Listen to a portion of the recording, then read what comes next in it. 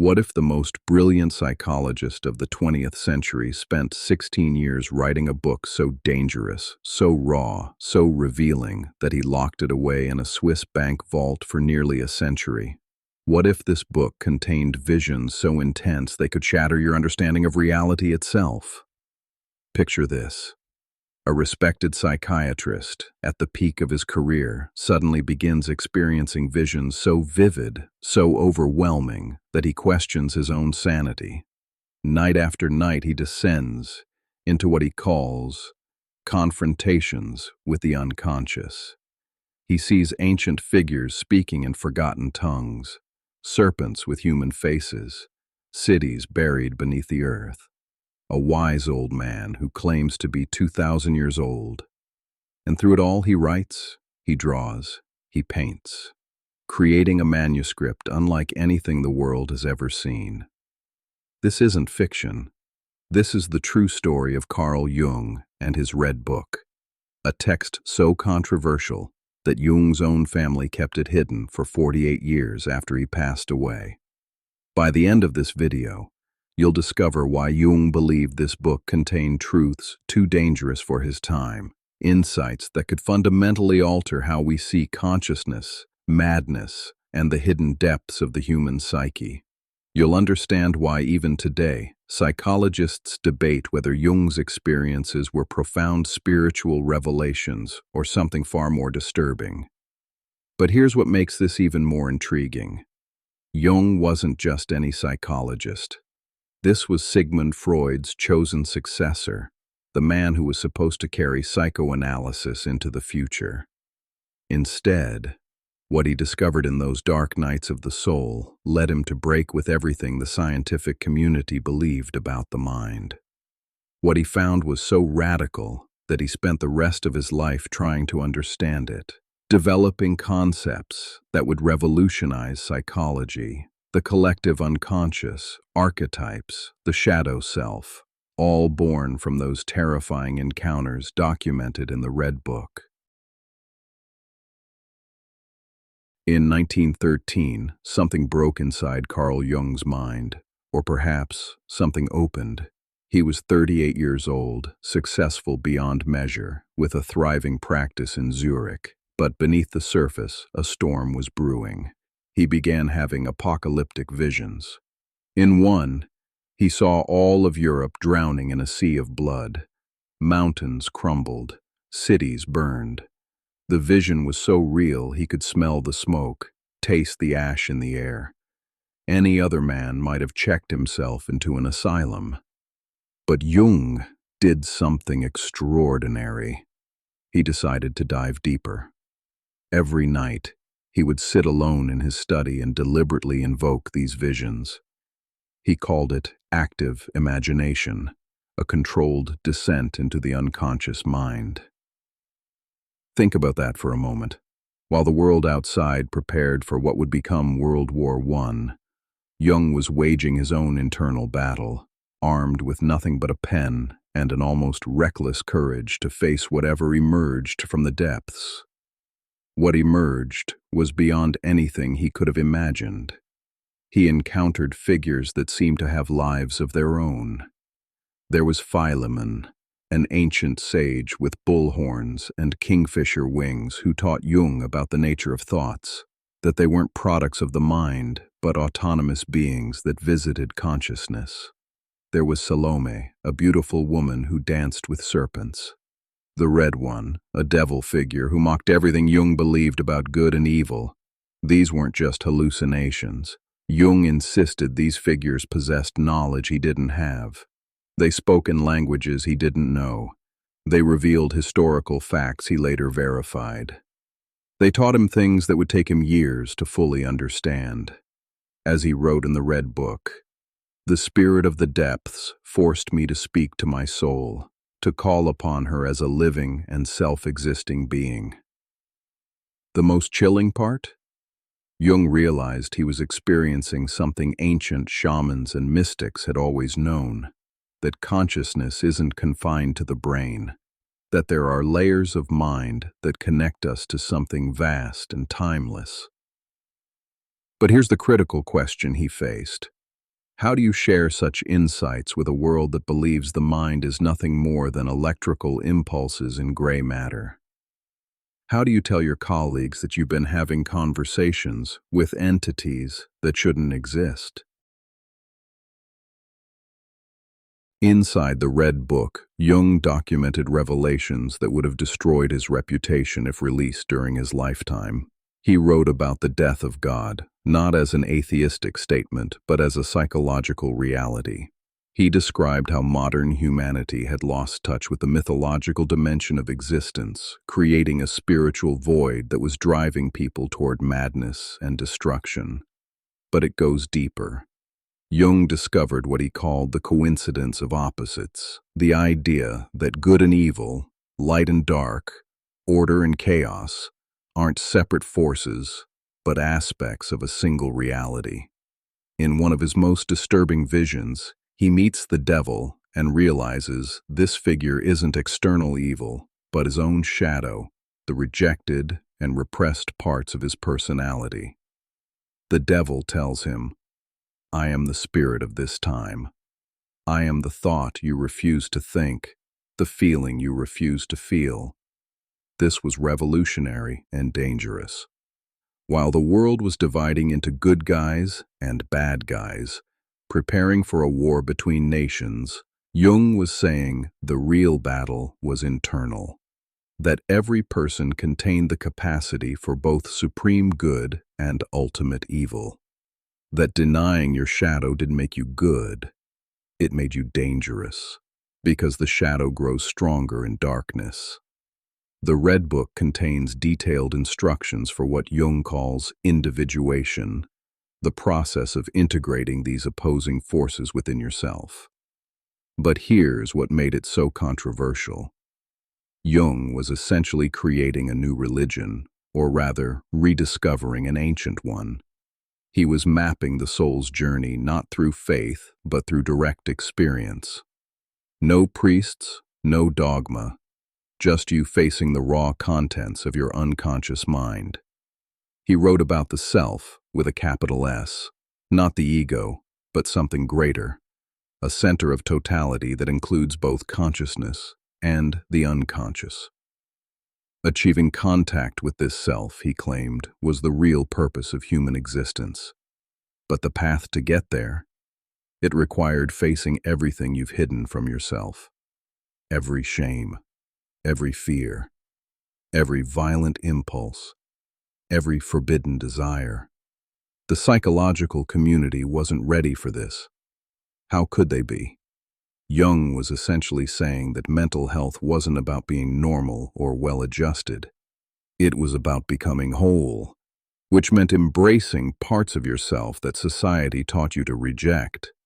He was suggesting that neurosis wasn't just a personal problem, but a symptom of a culture that had lost its soul. As Jung dove deeper into his visions, he made a startling discovery. The images and symbols appearing in his unconscious matched those found in ancient texts he'd never read, in cultures he'd never studied. The serpent eating its tail, the Ouroboros, appeared spontaneously in his visions, yet this symbol was central to alchemy, Gnosticism, and Hindu philosophy. The wise old man archetype he encountered as Philemon appeared in every mythology across the planet. This led Jung to his most radical theory, the collective unconscious. Below our personal unconscious, he argued, lies a deeper layer of mind shared by all humanity. This collective unconscious contains what he called archetypes, universal patterns and images that shape how we experience reality. The hero, the mother, the shadow, the trickster. These aren't just literary devices. They're fundamental structures of the psyche, as real as instincts. Think about the implications. Jung was saying that your mind isn't just yours. That when you dream, you're tapping into a reservoir of human experience, stretching back to the dawn of consciousness. that the myths and religions of the world aren't primitive superstitions, but maps of psychological reality describing forces that operate in every human psyche. In the Red Book, Jung goes even further. He suggests that these archetypes aren't just psychological patterns, but living entities with their own agenda. They want to be recognized, integrated, expressed. When we ignore them, they don't disappear. They possess us. The person who denies their aggression becomes passive-aggressive. The one who rejects their sexuality becomes prudish and judgmental. The one who refuses to face death becomes paralyzed by anxiety. Jung discovered that ancient mystery schools, from the Egyptian priests to the Eleusinian mysteries, understood this. Their initiation rituals weren't just ceremonies but technologies for encountering these archetypal forces under controlled conditions. The Red Book, in many ways, is Jung's attempt to create a modern mystery school, a guidebook for those brave enough to undergo psychological initiation. But here's what's truly mind-bending. Jung found that when you consciously engage with these archetypes, when you give them voice and image through active imagination, they begin to transform. The shadow becomes a teacher.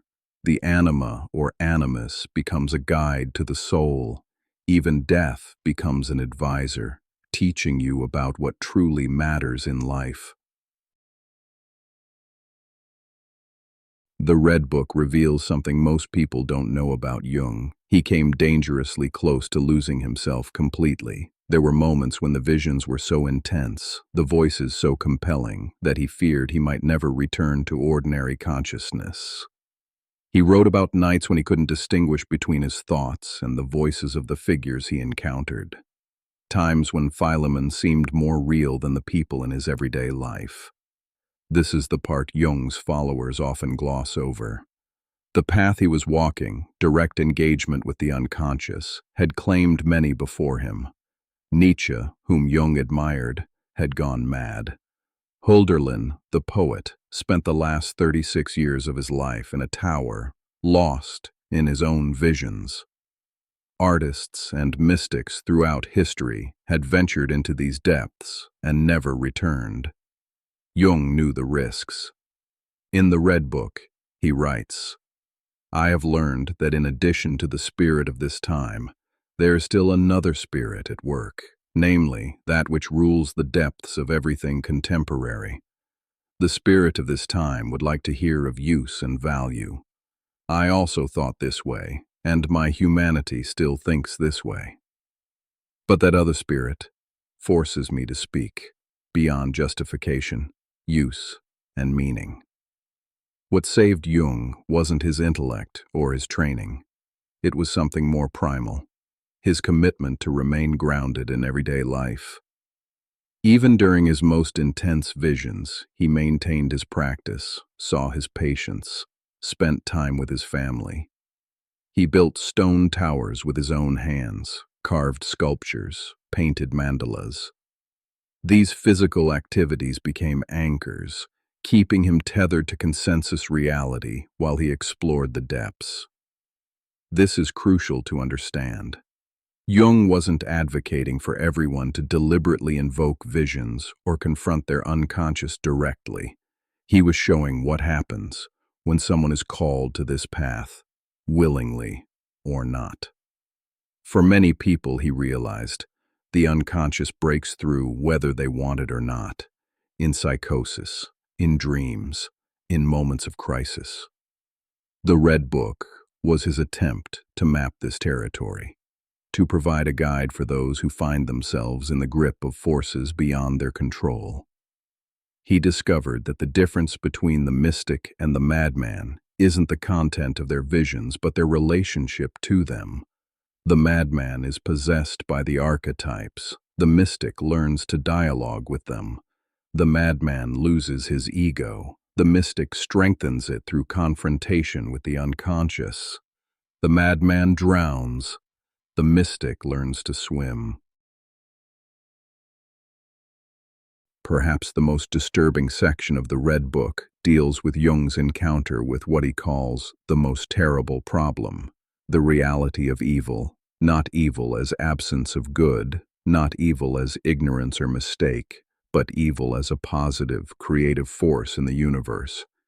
In his visions, Jung meets this force directly, and what it tells him challenges everything we think we know about morality.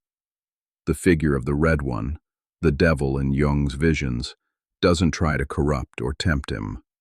Instead, it reveals a terrible truth: that destruction is as necessary as creation, that chaos is as vital as order, that evil serves the whole in ways good cannot. "I am the spirit that denies," the Red One says, and rightly so, for all that comes to be deserves to perish. Jung realized that our entire moral framework, our division of the world into good and evil, might be a defense mechanism against a more complex reality. What if actions we call evil are sometimes necessary for growth? What if the shadow, the rejected and despised parts of ourselves, contains exactly what we need to become whole? This doesn't mean Jung was advocating for evil. Far from it. But he was saying that pretending evil doesn't exist, or that it only exists out there in other people, makes us more likely to commit atrocities. The person who can't acknowledge their own capacity for evil, who projects all darkness onto others, becomes the very monster they claim to fight against. In one of the most powerful passages in the Red Book, Jung describes watching a vision of someone committing an absolutely heinous act. His first instinct is to judge, to separate himself from this evil, but then he realizes, he who lives with his shadow has already done what the murderer does, but in the spirit only. He has already committed the deed in his soul, which the murderer acts out in the world. This is the forbidden truth Jung discovered, that consciousness itself requires the tension between opposites. Without shadow, there is no light. Without evil, good has no meaning. Without death, life is purposeless. The goal isn't to eliminate the negative, but to hold the tension, to become large enough to contain contradictions without being torn apart by them. After years of nightly descents into the unconscious, something shifted in Jung. The visions became less frequent, less overwhelming. He began to understand their meaning, to integrate their lessons. He developed his theories of psychological types, of individuation, of the collective unconscious. But he never published the Red Book itself. Why? Because Jung realized that what he'd experienced couldn't be transmitted through concepts alone.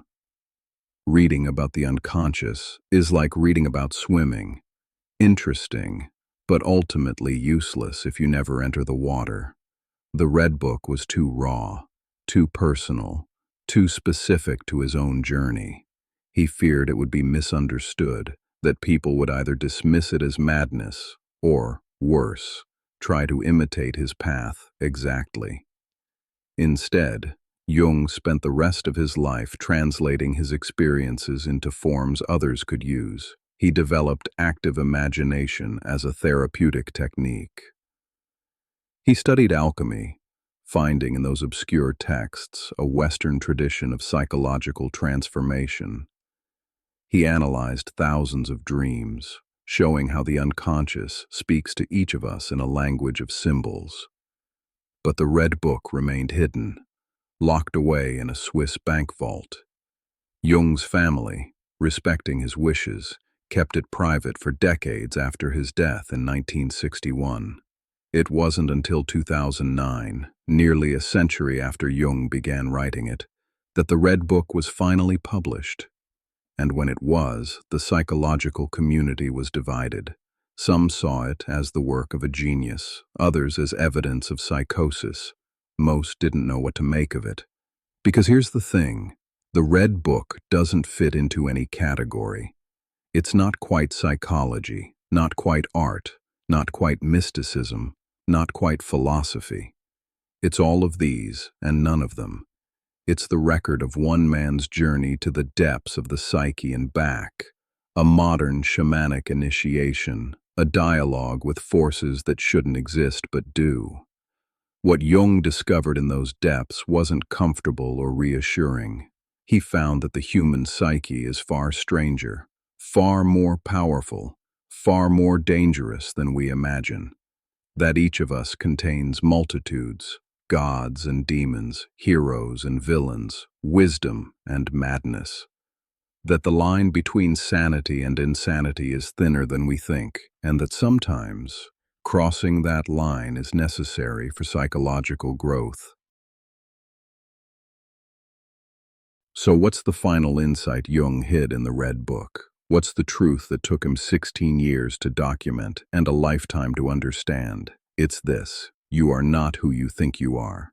The person you call yourself is just the tip of an iceberg, beneath which lies an ocean of consciousness, connecting you to every human who ever lived, to nature itself, to forces and intelligences that transcend individual existence.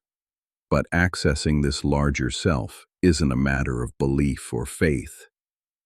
It requires a sacrifice, the sacrifice of your illusions about yourself, your comfortable assumptions about reality, your neat divisions between sanity and madness, good and evil, self and other.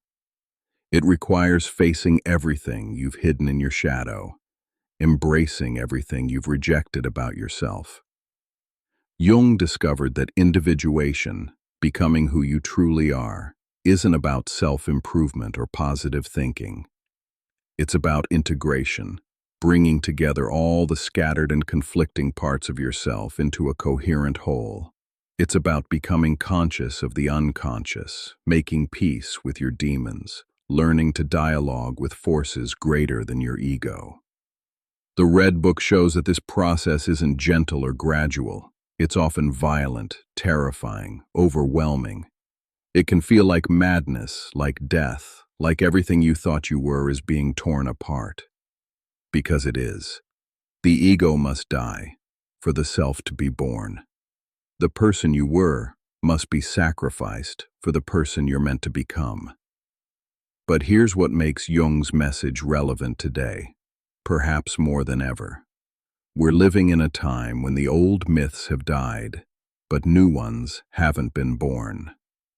When traditional religions no longer speak to many people, but materialism leaves us empty. When we have more distractions than ever, but less meaning. When we're more connected technologically, but more isolated psychologically. The Red Book isn't just one man's private journal.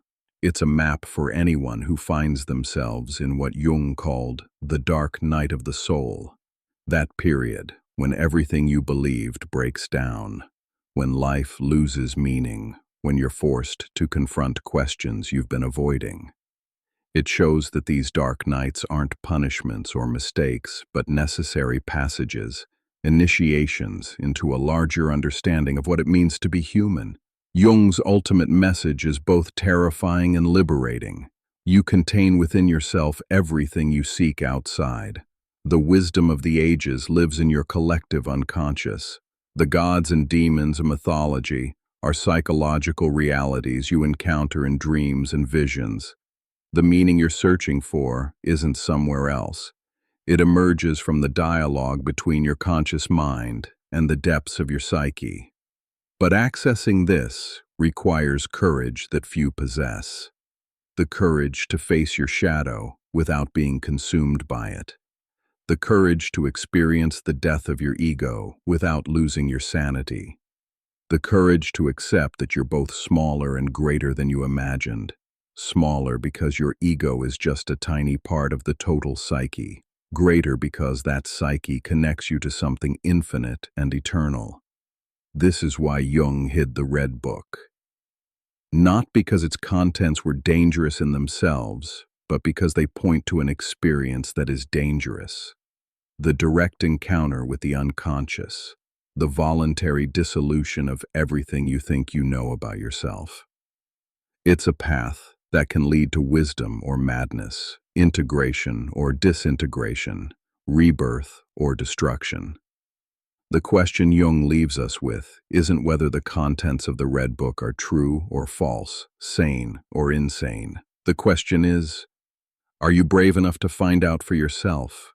Are you willing to descend into your own depths, to face your own shadow, to dialogue with your own unconscious? Are you ready to discover who you really are beneath the mask of who you pretend to be? Because that's the ultimate forbidden truth of the Red Book. The journey to wholeness isn't something you can learn from a book or a video.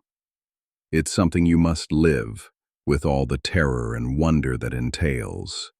Jung didn't write the Red Book to give us answers. He wrote it to show us that the questions we're asking are real, that the journey inward is possible, and that on the other side of our deepest fears lies a truth about human consciousness that changes everything. Will you rise to the challenge? Will you dare to look into your own depths? Or will you, like most, choose the comfortable prison of the known over the terrifying freedom of becoming who you truly are? The choice, as Jung discovered in those long nights of vision and madness, is always and only yours.